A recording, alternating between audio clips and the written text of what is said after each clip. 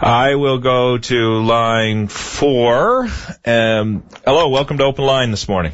Jerry, jeez, you didn't tell me who it was. How are you? Well, sometimes I don't know myself who I am, so there you go. We're talking about mental health. We could get into identifying identity. That would be quite the discussion, wouldn't it? There you go. But I do have to agree with some of the comments, Tim. It's heartbreaking, isn't it?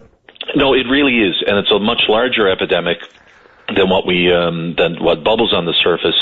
It's crying out for help. And I think it's important for each and every one of us to understand that this is an illness in every sense of the word, and it can be treated, and that's the most important thing as well. Yeah, no, well said. And as you know, it affects every age group, but it's particularly acute, it seems, or at least there's an awareness among our age group. We're both in the, I'll say early 40s. How about that, Jerry? And many people we know suffer from this, and they do have the courage to talk about it now, which is a major step forward, I think.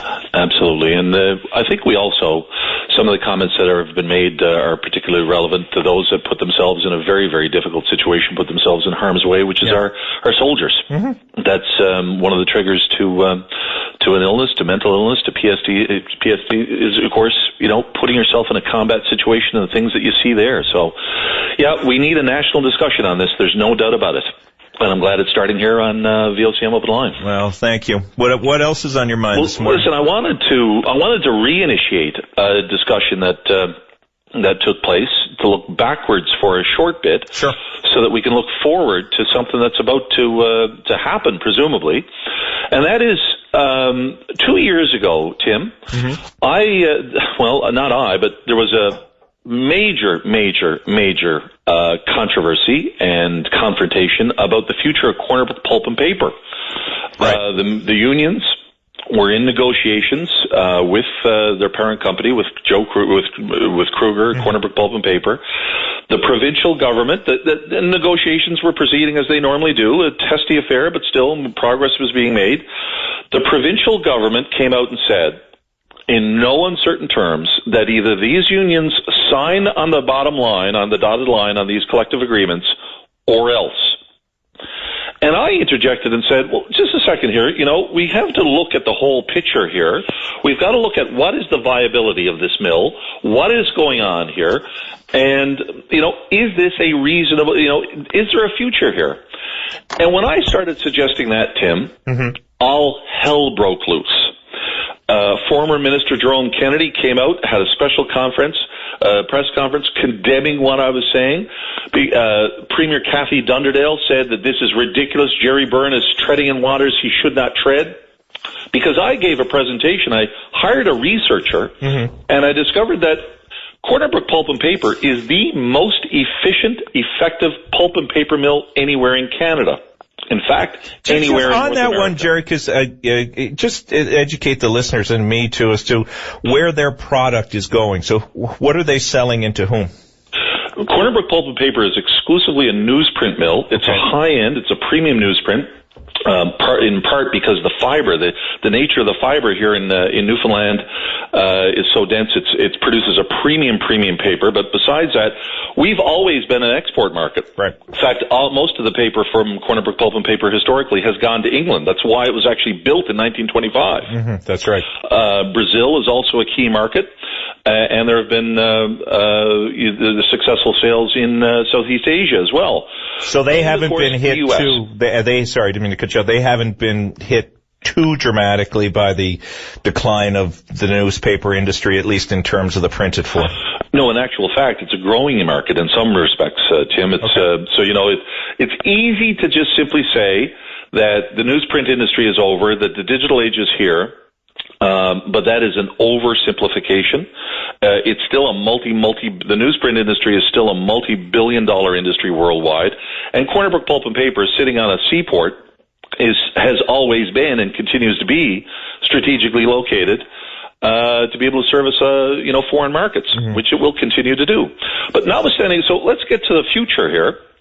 So while I was saying this mill is a successful mill and will continue to be a successful mill if the right decisions are taken to nurture it, The mill is over 85 years old. It needs capital investment.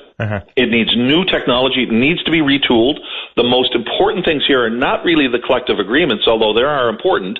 But Tim, you and I both know that collective agreements, have to be renewed every 3 years. The one thing that doesn't change is modernization and capital reinvestment. Yep. So the province was pinning the future of the mill simply on whether or not the collective agreements were signed. I was suggesting look at the bigger picture, look at the future technology, look at the inside the mill gate. Now, I was absolutely, ripped a new one for saying that. It was just incredible that several cabinet ministers came out and said that was a totally, for you to make those statements that this is a positive, productive mill with efficiencies and a future to it, that is absolutely ridiculous. Then, of course, the province said, but if the union sign on the dotted line, we will put in place a revitalization plan. We will put in $110 million into revitalizing this facility if they sign on the dotted line. Tim, that was almost 2 years ago. And they've done effectively that, haven't they? Not a dime has gone into Corner Brook Pulp and Paper, and nothing has been yet signed. See, that's where everyone's talking about the $110 million.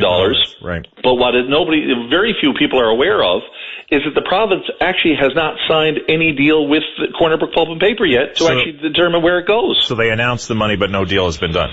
And so what I'm calling That's on right, today, is it though, Gerry? You're absolutely correct. And they're insisting the terms of the agreement have been finalized, but the province is insisting that Corner Brook Pulp and Paper is just refusing to draw down on it.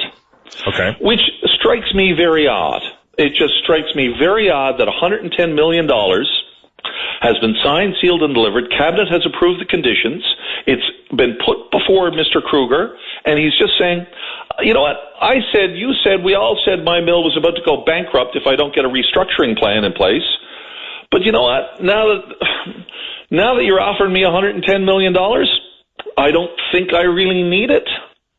Something's not right here, Tim Powers.